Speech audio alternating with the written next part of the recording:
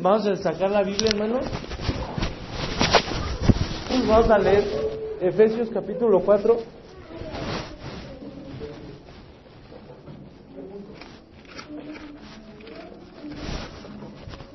Efesios capítulo 3, perdón. Efesios 3, ¿está corazón? Ahí está.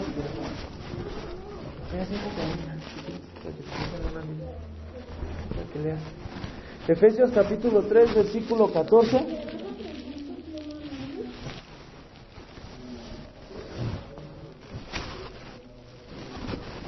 El título de la predicación se llama El amor de Dios.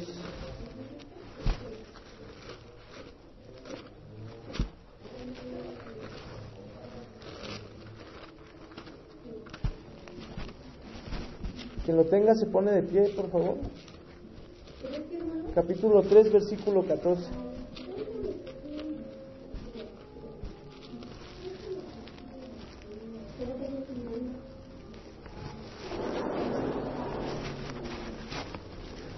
Vamos a ponernos de pie, vamos a darle lectura a Efesios capítulo 3, versículo 14. 14 al 21. ¿Sale?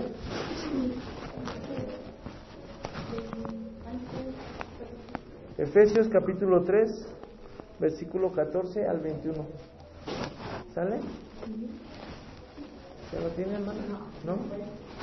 Y lo buscamos.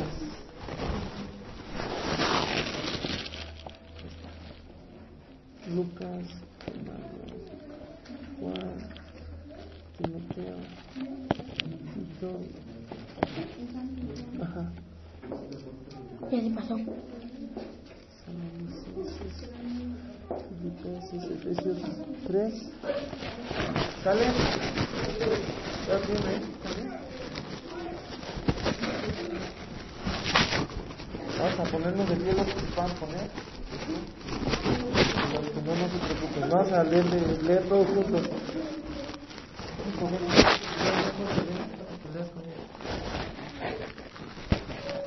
¿Ya? Dice la palabra de Dios. ¿Ya? Dice la palabra de Dios. Todos juntos.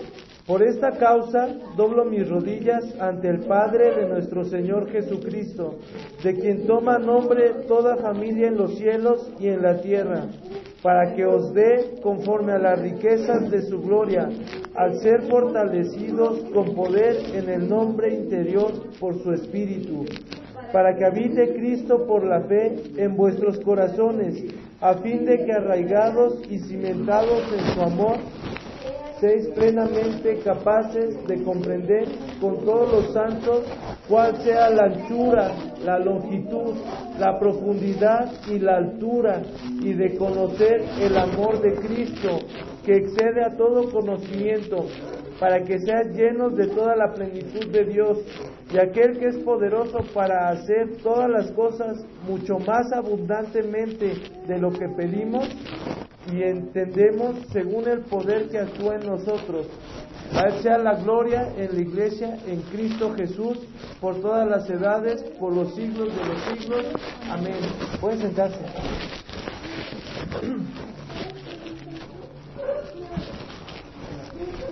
El amor de Cristo hacia nuestras vidas. Dice el versículo 17: para que habite Cristo por la fe en vuestros corazones, a fin de que arraigados y cimentados en amor, ¿verdad? Dice, y seáis plenamente capaces de comprender con todos los santos cuál sea la anchura. ¿Qué es ancho? Anchura. Después dice longitud, ¿verdad? El tamaño. Después dice la profundidad, hacia abajo. Y luego dice la altura. Nos está hablando de que seamos capaces de entender plenamente el tamaño del amor de Cristo hacia nuestras vidas, ¿verdad? Cuando nosotros llegamos a los pies del Señor, cuando nosotros empezamos a entender su amor, pero no lo comprendemos y yo pienso que nadie lo va a comprender al 100% el amor de Cristo hacia nuestras vidas, ¿verdad? Por eso dice que seamos con todos los santos. ¿Quiénes son los santos? Somos nosotros, porque estamos apartados, estamos comprados con la sangre de Cristo Jesús y hemos sido redimidos para la salvación en el día del juicio, para cuando muéramos no vayamos al infierno, sino que vayamos a una vida eterna con Él. La palabra santo quiere decir apartados o separados de Él. Y nosotros somos apartados del mundo, somos separados de Él para nuestro Dios. Cuando tú crees en Cristo Jesús y crees en su sacrificio y te arrepientes, Dios te ve como un santo. No porque seas bueno, no porque estés en una tribu, en un pedestal, no sé cómo le digan, no. Lo ve porque tú crees en el sacrificio de Cristo.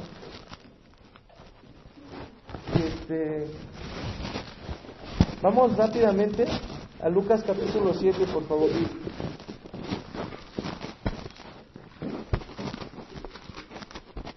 Quien lo tenga, dígame amén.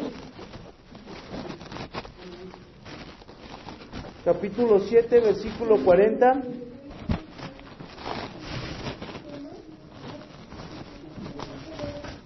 Amén.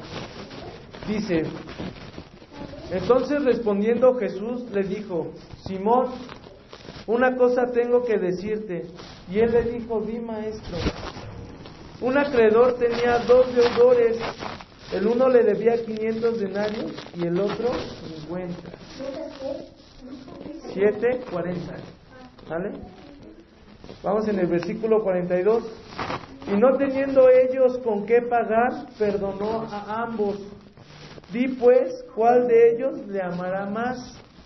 Respondiendo Simón dijo: pienso que aquel a quien perdonó más. Y él le dijo: rectamente has juzgado. Vamos a hacer una pausa ahí. Dice que un hombre tenía 2 deudores y uno le debía 500 denarios y el otro 50. Tú tienes 2 personas que te deben. Una te debe 10,000 pesos y la otra te debe nada más 100. Y los dos no tienen con qué pagarte. Y tú perdonas a los 2 deudores, tú los perdonas.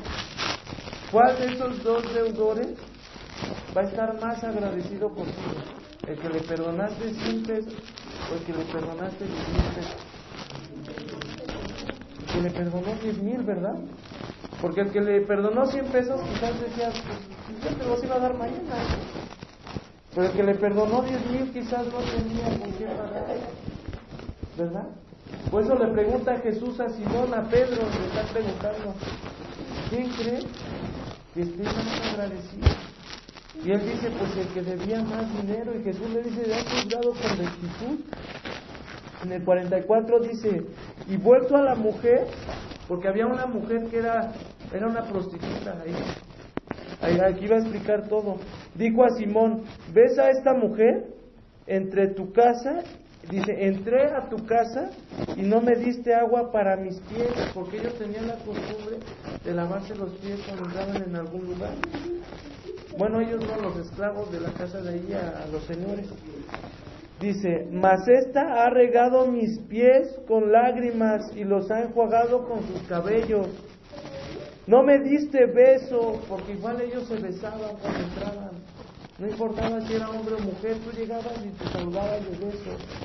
Ese es el ósculo santo, el beso aquí en la mejilla. Dice: no me diste beso, mas esta, desde que entré, no ha cesado de besar mis pies. No ungiste mi cabeza con aceite, mas esta ha ungido con perfume mis pies. Por lo cual te digo que sus muchos pecados le son perdonados, porque amó mucho, mas aquel a quien se le perdona poco, poco ama.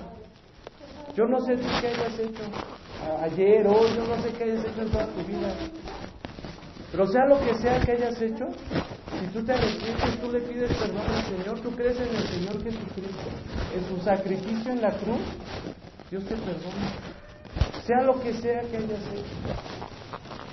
Yo hice cosas que me dan vergüenza de decir. Cuando Dios me perdonó, yo sentí una paz que nunca había sentido. Y me sentí tan bien porque Dios quitó todas esas cargas de mi vida. Dios te puede perdonar, sea lo que sea que hayas hecho. Pero tú le tienes que pedir perdón.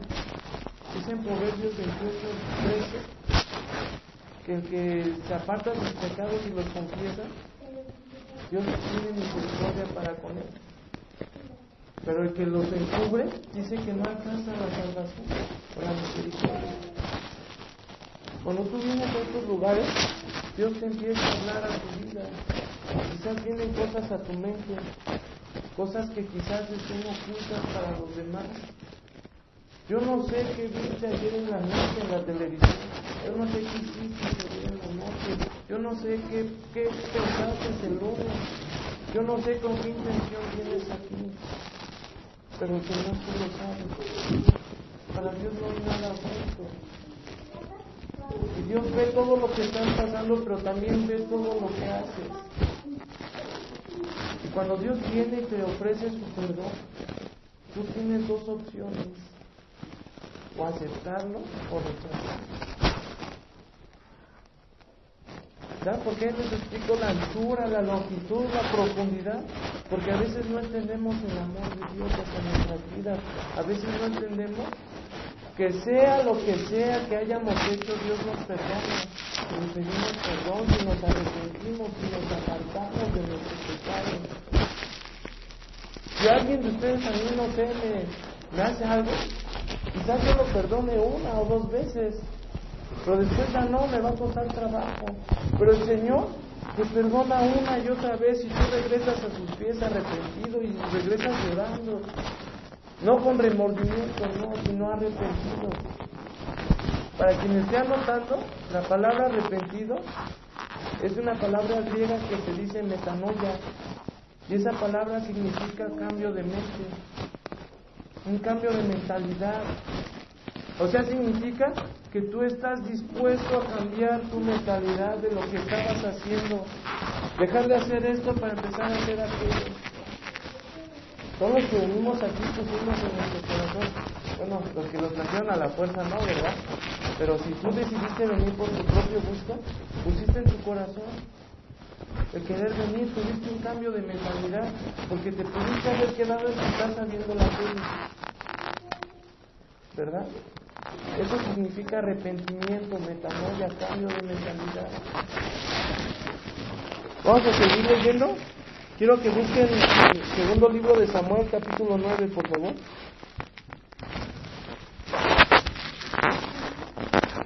Segundo libro de Samuel, capítulo 9.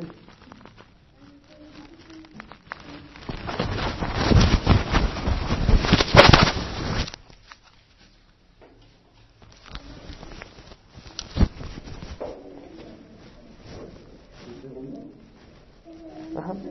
Segundo libro de Samuel, capítulo 9.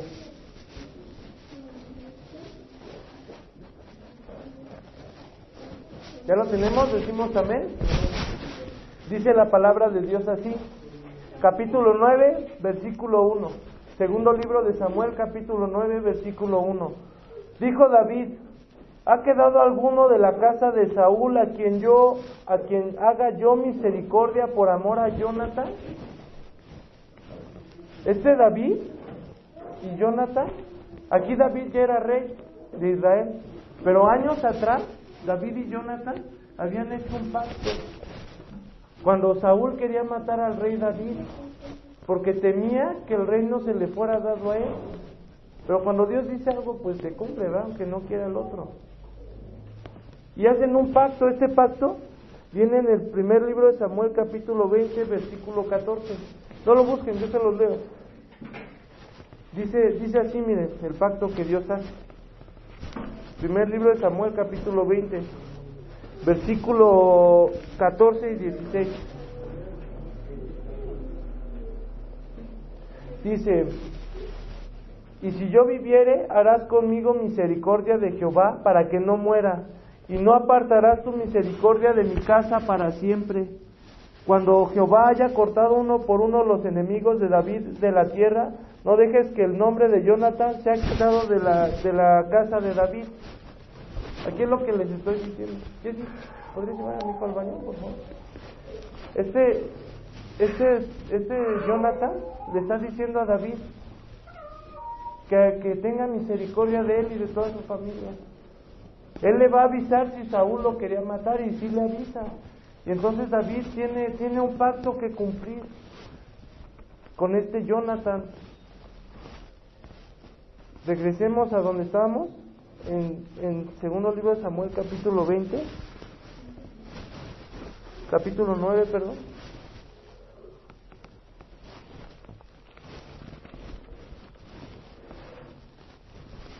¿Ya lo tenemos?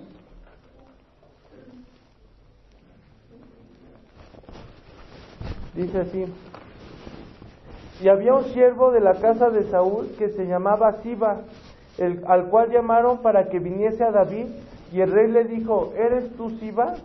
Y él respondió: tu siervo, o sea, tu esclavo. Y el rey le dijo: ¿no ha quedado nadie de la casa de Saúl a quien haga yo misericordia de Dios? David le está preguntando a él, y este Siba le responde. Y Siba respondió al rey: aún ha quedado un hijo de Jonathan lisiado de los pies. ¿Quién era este hijo? Era Mefiboset.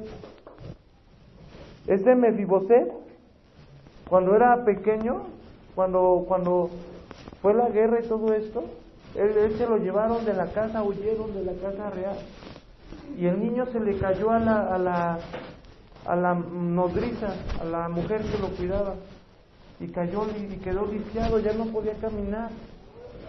Entonces en el versículo 4 dice: entonces el rey le preguntó: ¿dónde está?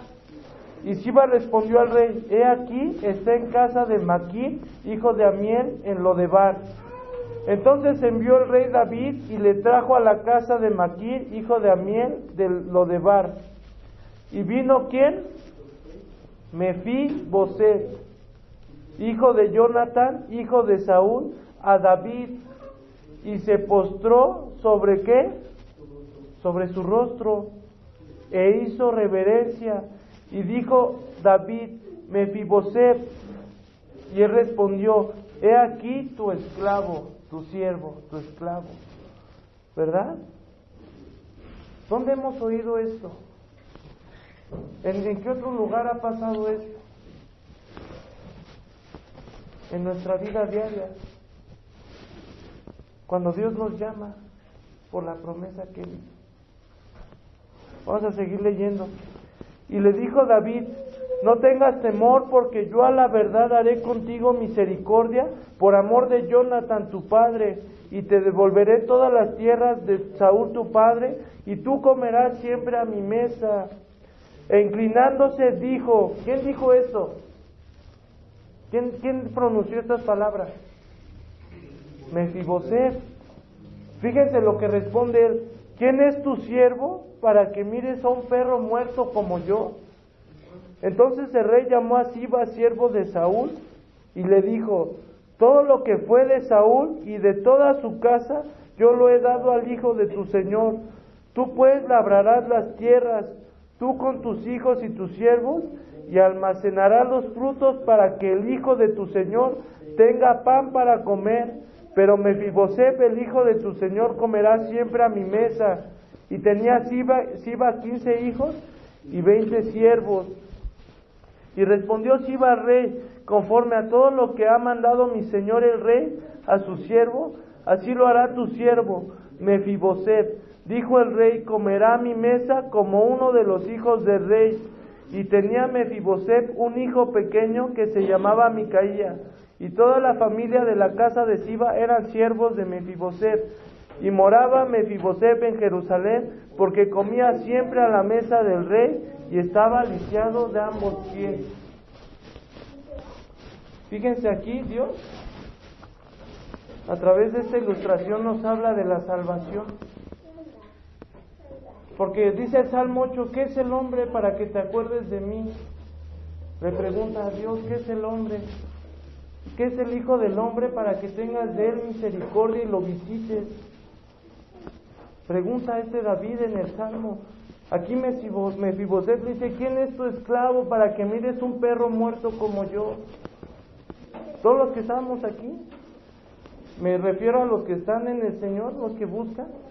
Dios ha perdonado todos sus pecados y te invita todos los días a comer a la mesa del Rey, a su mesa, te invita todos los días, te perdona. Dice en Apocalipsis 3:20, 3:22, dice, aquí estoy a la puerta y llamo, si alguno abre, dice, y escucha mi voz y abre, yo entraré y cenaré con él y él conmigo. Vamos a comer en la mesa del Rey todos los días, por su perdón, pero lo hacemos porque nos lo merecemos, o porque Dios es bueno y bondadoso y su promesa nos ha alcanzado. ¿Por qué comemos todos los días delante de Dios? ¿Por qué convivimos con Dios? ¿Por qué tenemos una comunión con Dios? Por su misericordia, por el pacto que Él hizo en la cruz. Cuando Jesucristo murió en la cruz, dice que derramó hasta la última gota de sangre, que era la señal del nuevo pacto que iba a venir. ¿Y cuál era ese nuevo pacto? Que todo el que creyera en Jesucristo iba a ser perdonado todos sus pecados. Solo por creer en Jesucristo, no por hacer otra cosa. Y el creer en Jesucristo te iba a dar una nueva vida espiritual. Ibas a poder nacer de nuevo. Y cuando tú naces de nuevo, las obras del Espíritu Santo se manifiestan, como dice en Gálatas 5. Empieza en tu vida a haber bondad, paciencia, amor hacia los demás. Empieza a disminuir el egocentrismo, la maldad, ¿verdad? Y todo esto es ¿por qué? Porque tú creíste en el sacrificio de Cristo Jesús en la cruz, porque tú te arrepentiste de tus pecados, porque Dios te lavó con su sangre preciosa y te dejó presentable para que puedas comer todos los días a su mesa. Pero Él lo único que te pide es que creas en Él. Ni siquiera te pide que seas bueno, ni siquiera te pide que dejes de pecar. Lo primero que te pide es que creas en Él, con todo tu corazón, que creas en su sacrificio. Y eso es lo que te va a llevar a nacer de nuevo. Después de que tú nazcas de nuevo, las buenas obras vienen como resultado de la fe. No porque tú quieras ser bueno, no. Porque nuestras mejores obras son como trapos de inmundicia, dice Jeremías. Porque a Dios no lo podemos comprar con nuestras obras. Pero cuando nosotros reconocemos a Cristo en nuestra vida, eso es diferente, porque Él ya no nos da a nosotros, Él ve a Cristo. Y pasa lo que con Mefiboset. Dios, por amor al pacto, nos restaura nuestras vidas. Pero ¿dónde empieza todo esto, hermanos? Empieza cuando uno se acerca, cuando le abre el corazón al Señor Jesucristo, cuando uno cree en su sacrificio. Dice en Génesis capítulo 1, versículo 1 y 2, dice que en el principio Dios dice en el principio creó Dios los cielos y la tierra estaba desordenada y vacía, y las tinieblas estaban sobre la faz del abismo, y el Espíritu de Dios se movía sobre la faz de las aguas. En el principio, cuando tú te acercas a Jesucristo, cuando te alumbra su luz, cuando tú crees en su sacrificio, tu vida está desordenada, pero el Espíritu de Dios se mueve en ti. Así como cuando Dios crea el cielo y la tierra. Y cuando tú haces algo que no debes de hacer, Dios te empieza a redarguir, porque el Espíritu de Dios se mueve en ti, como lo dice aquí en Génesis. No sé si han leído lo que dice, que somos nuevas criaturas, ¿verdad? Que todo lo viejo ha pasado y ahora es todo hecho nuevo. ¿Por qué? Porque Dios nos crea de nuevo. Pero en el aspecto espiritual nacemos. Y así como un niño de 1 año está chiquito, uno de 2, así 3, 4 van creciendo, así nosotros en el Evangelio vamos creciendo. Cuando constantemente buscamos tener una comunión con el Señor, cuando lo buscamos a través de la oración, cuando leemos su palabra, cuando ayunamos, Pero eso no nos hace mejor que nadie. Eso es el reflejo de que queremos buscar a Dios, de que lo amamos con todo nuestro corazón. Esa alabanza dice, todo daría, no importaría lo que tenga que pasar, ¿verdad? Porque tengo hambre de ti, Señor. No sé cuántos de ustedes me han dado 5 minutos especiales para Dios, en los cuales nada más te pongas a orar y no hagas otra cosa, que agarres y te arrodilles y le des gracias, Señor, en tu casa, en el día a día. Por ejemplo, hay personas que pudiendo ver la tele se ponen a leer la Biblia un rato, y Dios se agrada de todo eso. No te estoy diciendo que ya no veas tele, que la tele es mala, no. Tú debes de cuidar lo que ves, ¿verdad? Lo que te estoy diciendo es que hay veces que se refleja tanto tu querer buscar a Dios, que siempre lo pones al servicio, siempre. Que pudiendo quedarte a ver una película, mejor te pones a orar un rato. Te pones a pedirle a Dios por los hermanos que tienen necesidad, así como tú, como yo, ¿verdad? Decía Ángel, ¿no? Lo de Mateo 5:2, que bienaventurados los pobres de espíritu, Ángel, Mateo 5:13, porque de ellos es el reino de Dios.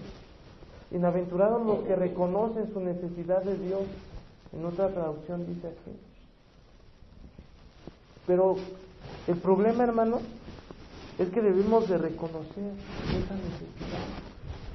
Y si ya la reconocimos, debemos de cuidar nuestra comunión con Dios, porque si no nos puede pasar lo que le pasó a la iglesia que está en Apocalipsis, a la iglesia de Éfeso. Vamos a Apocalipsis capítulo 2.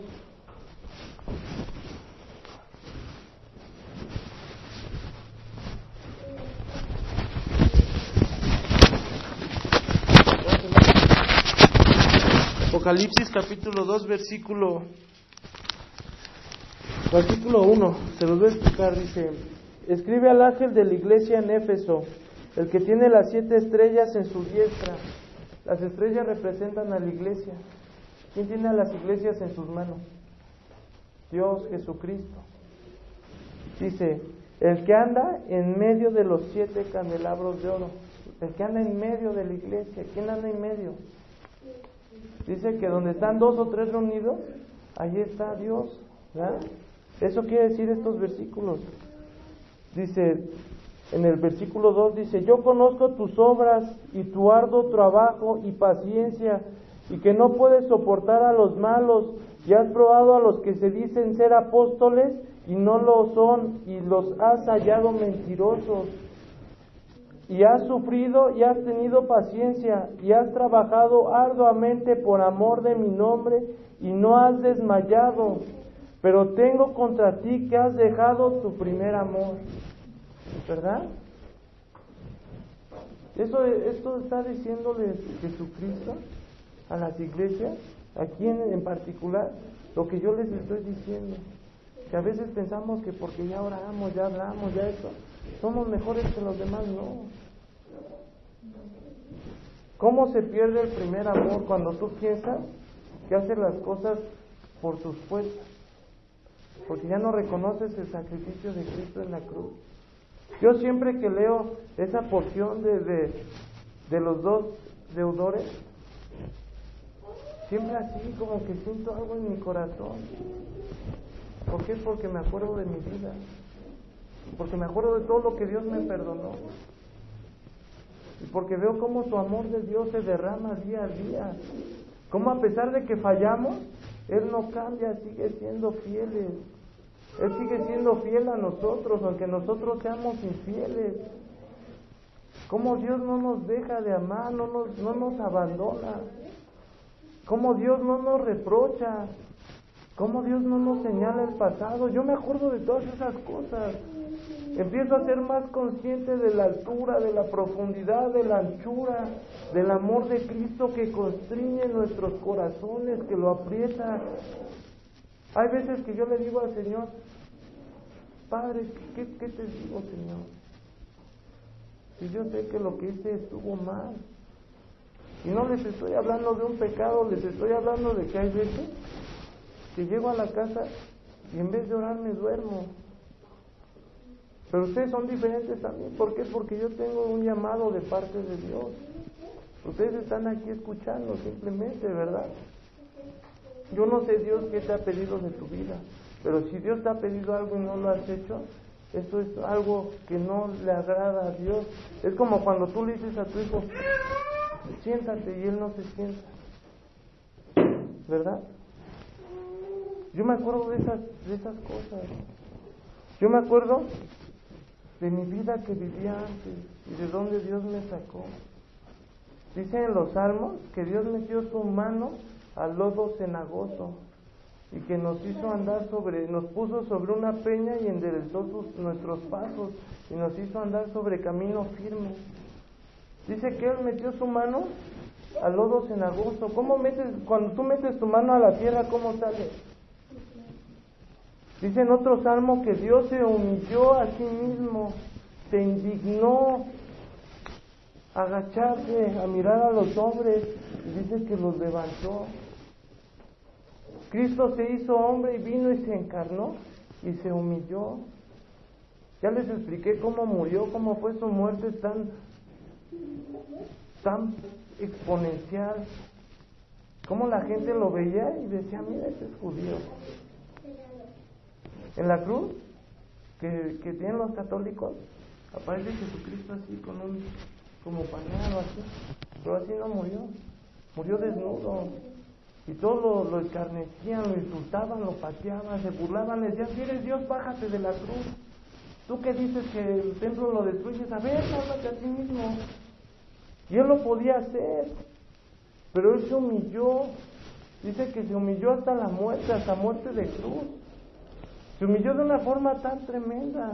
Eso se refiere a que Él metió su mano en el lodo cenagoso y dice que levantó nuestras vidas, enderezó nuestros pasos, nos hizo ver lo que estamos haciendo mal y lo que estamos haciendo bien. Pero ese primer amor a veces se enfría porque tú no recuerdas el sacrificio de Cristo en la cruz, porque tú no recuerdas todo lo que Cristo hizo. Por ejemplo, si yo ahorita les doy mi celular a alguno de ustedes, lo agarran así, ¿no? Pero si fuera el de ustedes, si fuera nuevo, lo agarran con cuidado y no quieren que no les pase nada, porque les costó. Y el sacrificio de Cristo no nos costó nada a nosotros, pero a Él le costó hasta la vida. Yo no sé cómo cuidas tus cosas, pero yo mis cosas las cuido mucho. Pero hay personas que sus cosas no las cuidan, porque no las valoran, porque no les cuesta, ¿verdad? El sacrificio de Cristo, como no nos costó, a veces no lo cuidamos. No cuidamos esa comunión con Dios, esa relación, ese primer amor. A veces el Señor viene en mi vida personal, estoy hablando de mí, no de los demás. Viene y me habla en la madrugada. Y hay veces que yo le digo, Señor, tengo mucho sueño. Y hay veces que me pongo a orar. A veces que en vez de dormir me pongo a leer la Biblia una semana. Y Dios no ve las obras que yo hago, no. Pero eso demuestra que estamos enamorados de Dios cuando le damos más tiempo, cuando le damos preferencia. Yo me acuerdo de varias personas que empezaron junto conmigo y querían ir y hablarle a las demás personas y querían hacer y deshacer. Y ahora los veo cómo se quedan viendo la tele en sus casas. Y son salvos, ¿por qué? Porque creen en el sacrificio de Cristo, pero han perdido su primer amor. Ese amor que te hace levantarte más temprano, te hace acostarte más noche.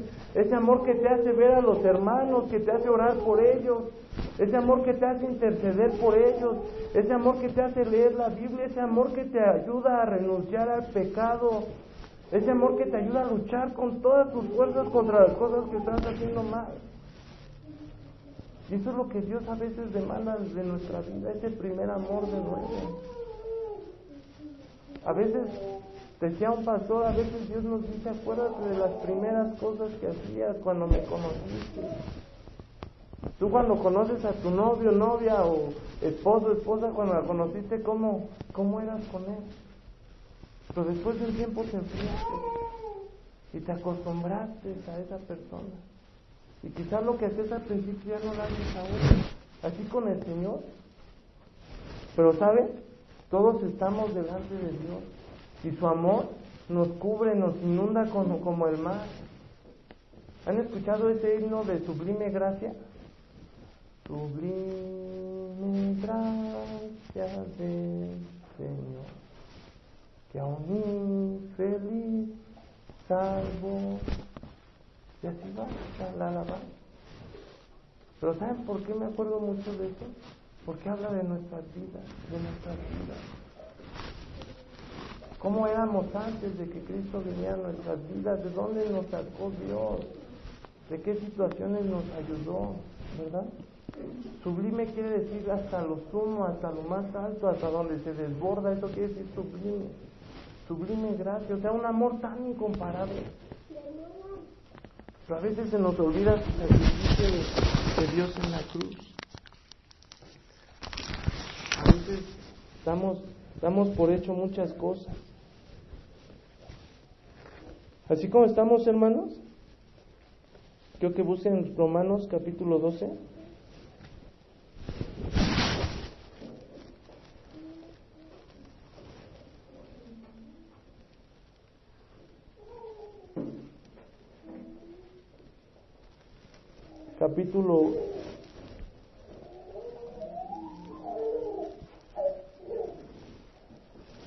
Capítulo 12, Romanos capítulo 12, versículo 9, por favor.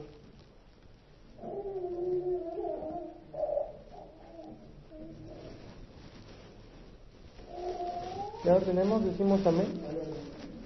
Dice: el amor sea sin fingimiento, aborreced lo malo, seguid lo bueno, amaos los unos a los otros con amor fraternal. Fraternal quiere decir como hermanos. Dice: en cuanto a honra, prefiriéndoos los unos a los otros. Dice que en cuanto a la honra, que tú honres a los demás, no que los demás te honren a ti. Dice: en lo que requiere diligencia, o sea, en lo que debes de estar activo. Por ejemplo, ¿qué requiere diligencia? Tu trabajo, ya sea para el Señor o tu trabajo secular con el que te mantienes vivo.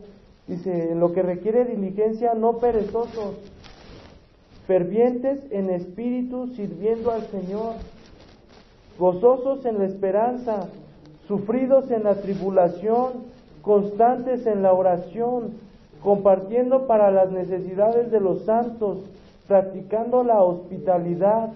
Bendecid a los que os persiguen, bendecid y no maldigáis.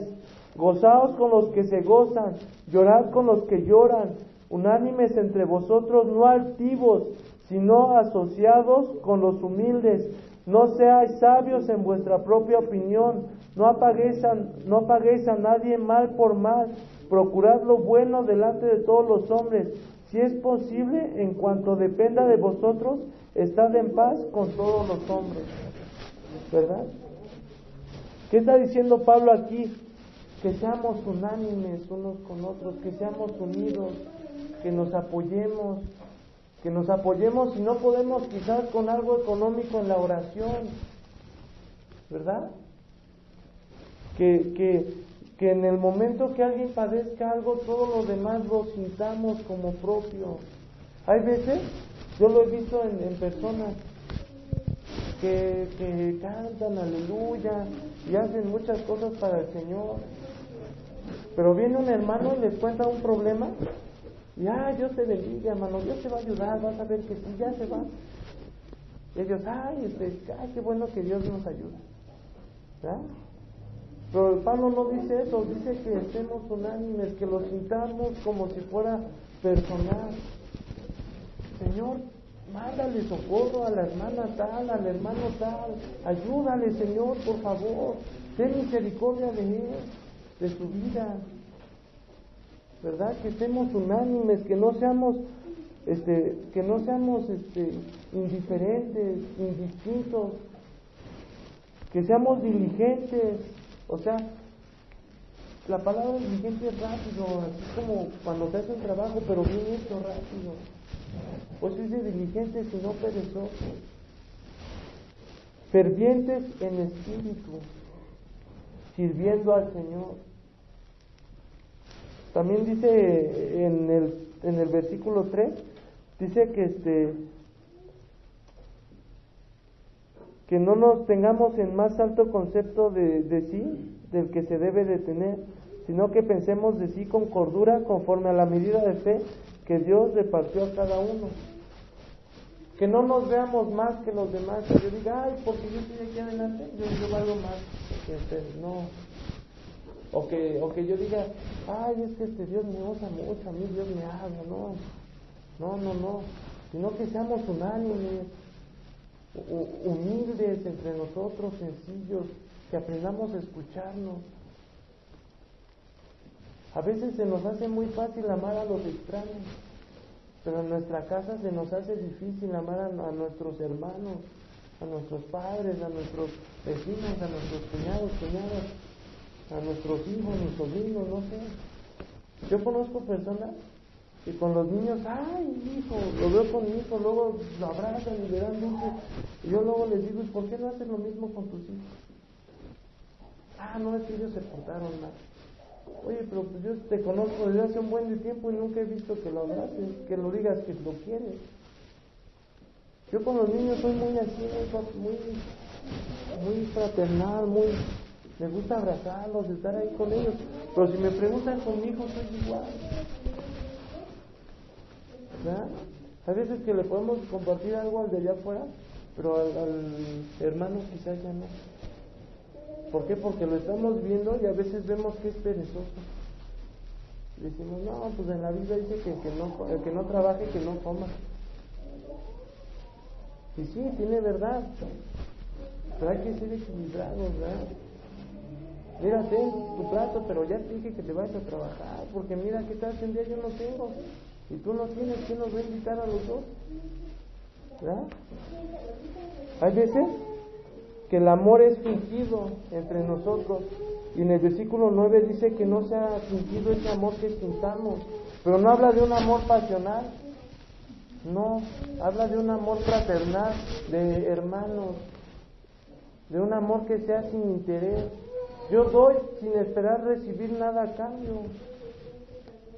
Por ejemplo, varios de los que están aquí me conocen, yo los he ido a visitar y platico y dicen, no espero recibir nada a cambio, pero sí me gusta verlos aquí, y aunque no vengan, yo los sigo amando, ¿verdad?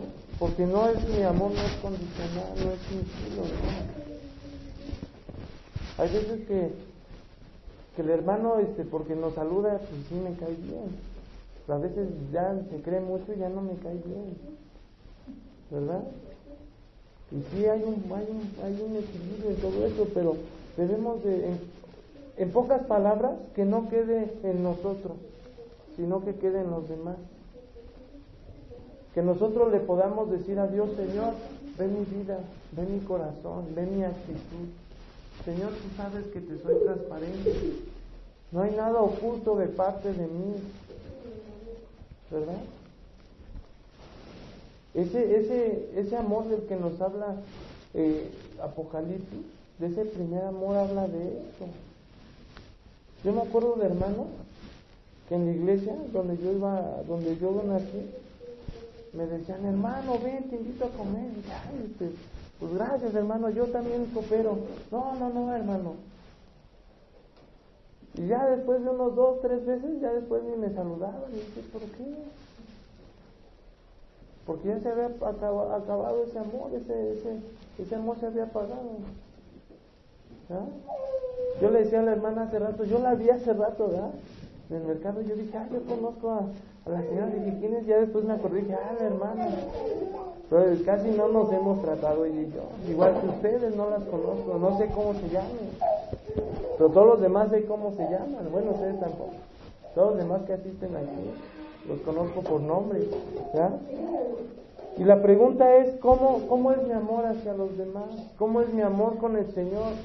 ¿Cómo reconozco su sacrificio de Cristo en la cruz? ¿O simplemente no está pasando eso en mi vida? Ya para terminar, vamos a Deuteronomio.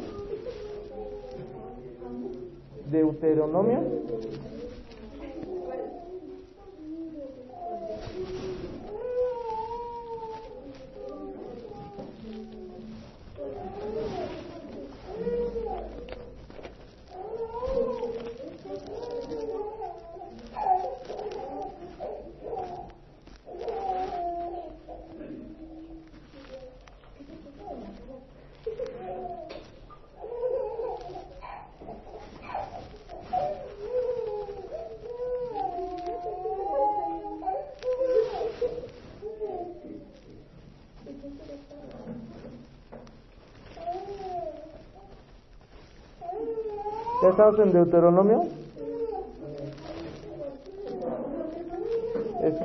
Voy, es el capítulo 28.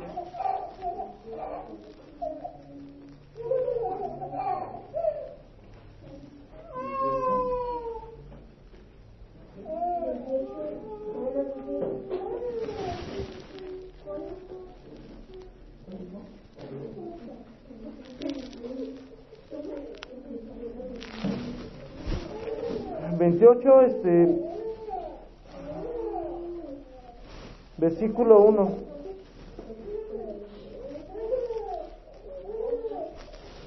¿Ya lo tenemos? Dice: acontecerá que si oyeres atentamente la voz de Jehová tu Dios, para guardar y poner por obra todos sus mandamientos que yo te prescribo hoy, también Jehová tu Dios te exaltará sobre todas las naciones de la tierra. Versículo 15. Pero acontecerá si no oyeres la voz de Jehová tu Dios, para procurar cumplir todos sus mandamientos y sus estatutos que yo te intimo hoy, que vendrán sobre ti todas estas maldiciones y te alcanzarán.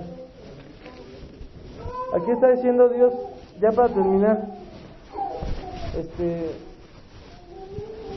quiero que pongas una alabanza al final, pero para terminar lo que yo les estoy explicando.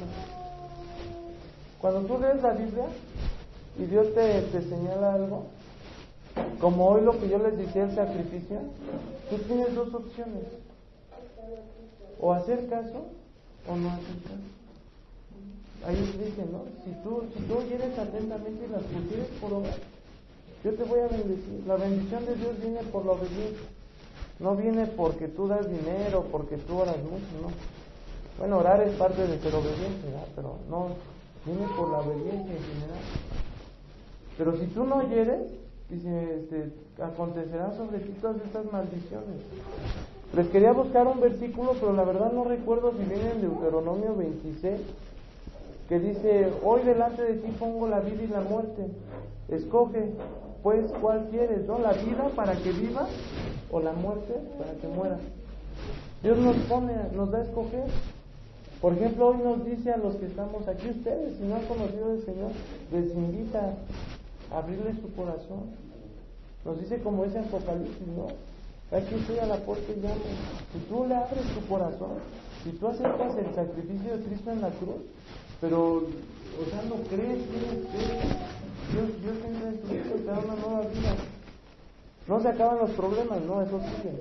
Te da una nueva vida porque Él está contigo, pero las cargas son más ligeras.